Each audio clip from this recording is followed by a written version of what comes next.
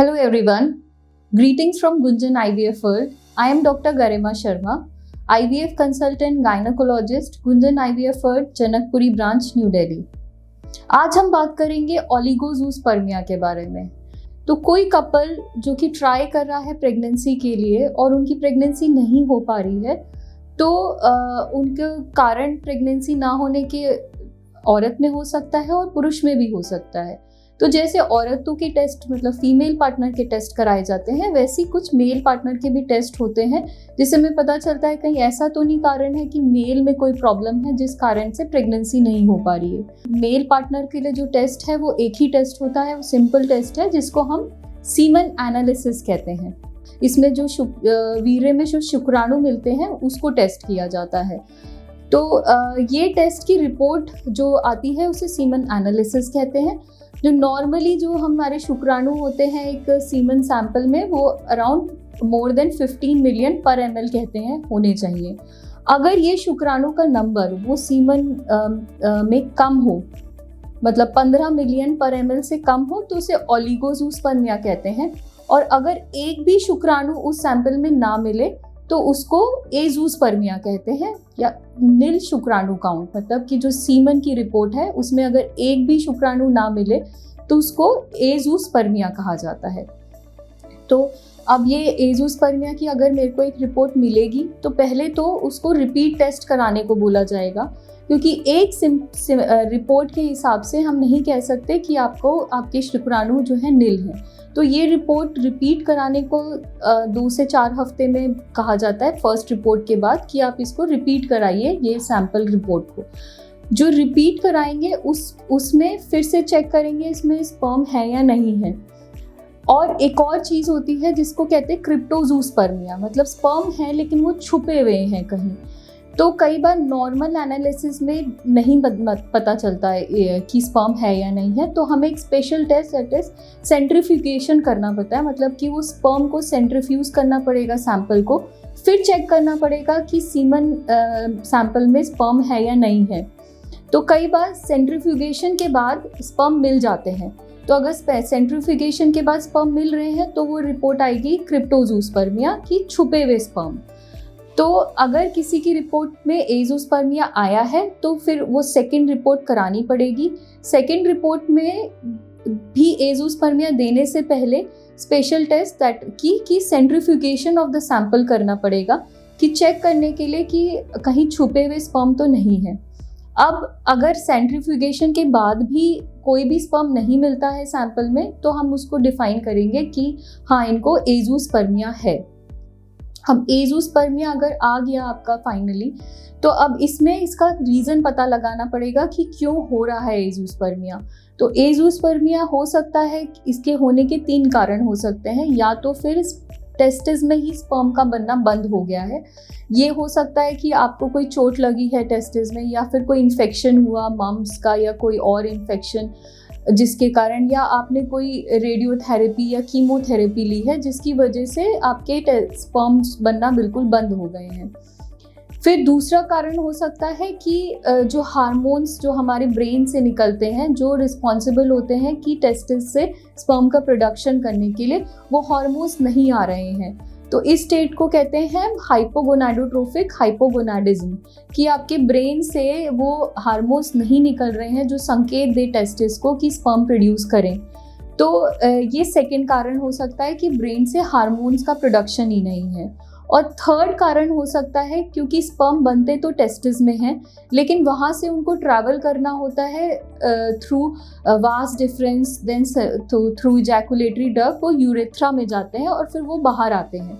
तो कहीं ऐसा तो नहीं कि उनका टेस्टिस से लेकर बाहर आने तक में कोई ऑब्स्ट्रक्शन हो गया है, कि कहीं कोई रुकावट हो गई है। तो प्रोड्यूस तो हो रहे हैं, बन रहे हैं टेस्टिस में, लेकिन बाहर नहीं आ पा रहे हैं, तो कोई ऑब्स्ट्रक्शन आ गया। तो ये इस कारण अगर स्पर्म नहीं आ पा रहे हैं, इसको हम ऑब्स्ट्रक्टिव एजोस्पर्मिया कहते हैं। तो 2 कारण ब्रॉडली स्पीकिंग हम कहते हैं, एक तो नॉन ऑब्स्ट्रक्टिव है जिसमें आ जाता है कि टेस्टिस में स्पर्म बन ही नहीं रहे हैं, या फिर हार्मोन का प्रोडक्शन कम है, या फिर ऑब्स्ट्रक्शन कोई क्रिएट हो गया जिसे ऑब्स्ट्रक्टिव एजोस्पर्मिया कहते हैं, कि वो बाहर नहीं आ पा रहे हैं, कोई ऑब्स्ट्रक्शन आ गया है। तो अब इनको कारण क्या है पता लगाने के लिए कुछ टेस्ट होते हैं। इन टेस्ट में होता है पहले तो हार्मोन के टेस्ट होते हैं, जो कि FSH हो गया, टेस्टोस्टेरोन हो गया और थायराइड हो गया। ये सारे टेस्ट कराए जाते हैं कि कहीं ऐसा तो नहीं है कि प्रोडक्शन बहुत हार्मोन ही नहीं प्रोड्यूस हो रहे हैं जो कि ब्रेन से प्रोड्यूस निकलते हैं। तो हम ये हार्मोन टेस्ट कराते हैं। इन हार्मोन टेस्ट के अलावा टेस्ट होता है जैसे अल्ट्रासाउंड होता है।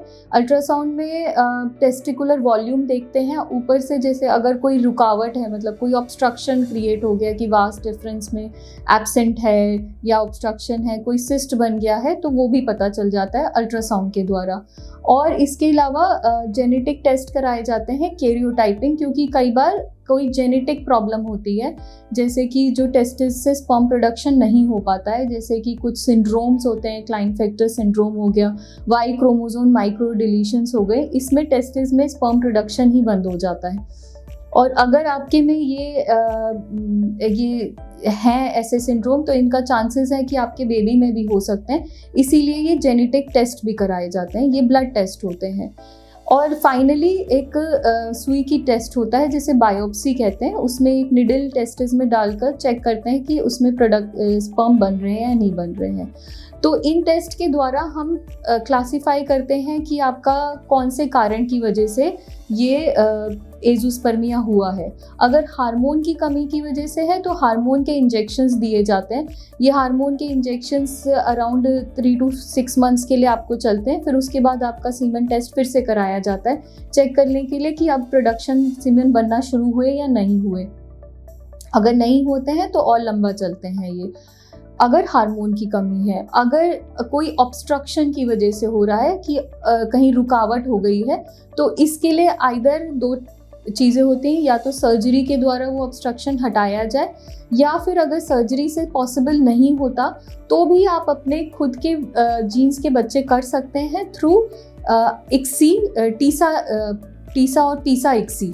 मतलब इसमें हम क्या करते हैं कि आपके जो टेस्टिस है उसमें एक छोटी सी निडल डालते हैं और उससे स्पर्म जो है निकाल लेते हैं, और वो स्पर्म्स को फिर IVF या टेस्ट ट्यूब बेबी के थ्रू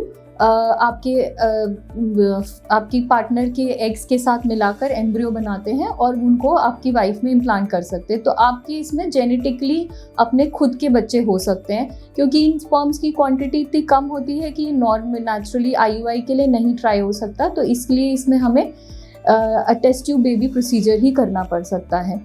देन आपका जो लास्ट आता है जो कि ऑब्स्ट्रक्ट, मतलब कि आपकी टेस्टिस में प्रोडक्शन ही नहीं हो रहा है अगर स्पर्म का, तो इसमें भी कई बार 20-30% केसेस में कोई पूरी टेस्टिस में प्रोडक्शन ऐसा नहीं हो रहा है। कोई कुछ एरिया होते हैं जहाँ प्रोडक्शन हो रहा होता है। तो इसके लिए भी, इसमें भी हम आपके स्पर्म से ट्राई कर सकते हैं थ्रू माइक्रोटेसी। इसमें ये एक स्पेशलाइज्ड ऑपरेशन होता तो छोटा सा ही ऑपरेशन है। इसमें एक चीरा लगाकर आपकी टेस्टिस में चेक किया जाता है कि कौन से ऐसे सेल्स हैं जहाँ पे टेस्टिस से स्पर्म बन रहे हैं। उन सेल्स की बायोप्सी ली जाती है और फिर वो उससे स्पर्म्स लेकर हम टेस्ट ट्यूब बेबी के लिए यूज़ कर सकते हैं। तो अगर आपको एज़ोस्पर्मिया आया है रिपोर्ट में तो परेशान ना हो। और कई बार आप कभी कोई घरेलू इलाज कराने लग जाते हैं, कभी आप होम्योपैथिक के पास, आयुर्वेदिक के पास चले जाते हैं, तो इससे क्या होता है कि टाइम वेस्ट होता है। अभी जब आपका एज़ोस्पर्मिया रिपोर्ट आई है तो हो सकता है आपकी फीमेल में कोई प्रॉब्लम ना हो, लेकिन जितना टाइम जाता रहेगा तो आगे चलकर फीमेल पार्टनर में भी प्रॉब्लम आ सकती है। तो अगर आपकी एज़ोस्पर्मिया रिपोर्ट में आया है, एक आप फर्टिलिटी स्पेशलिस्ट के पास जाइए, वो रिकन्फर्म करेंगे, वो पता लगाएंगे कि कारण क्या है कि क्यों एज़ोस्पर्मिया है। अगर दवाई इंजेक्शन से ट्रीटमेंट हो सकता है तो कर देंगे, वो आपको देंगे। अगर नहीं हो सकता है तो उसके तो भी आपके जेनेटिकली अपने बच्चे हो सकते हैं through test tube baby, through procedures like PESA, TESA and TESE. तो इन प्रोसीजर से ये स्पर्म्स एक्सट्रैक्ट कर सकते हैं थ्रू आपकी टेस्टिस से, और वो टेस्ट ट्यूब बेबी में यूज़ करे जा सकते हैं।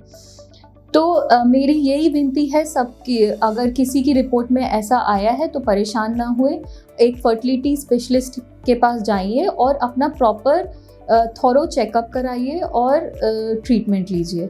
अगर कोई इसके बारे में आपको क्वेरी है या कुछ और पूछना है तो प्लीज़ आप कमेंट बॉक्स में कमेंट कर सकते हैं। धन्यवाद।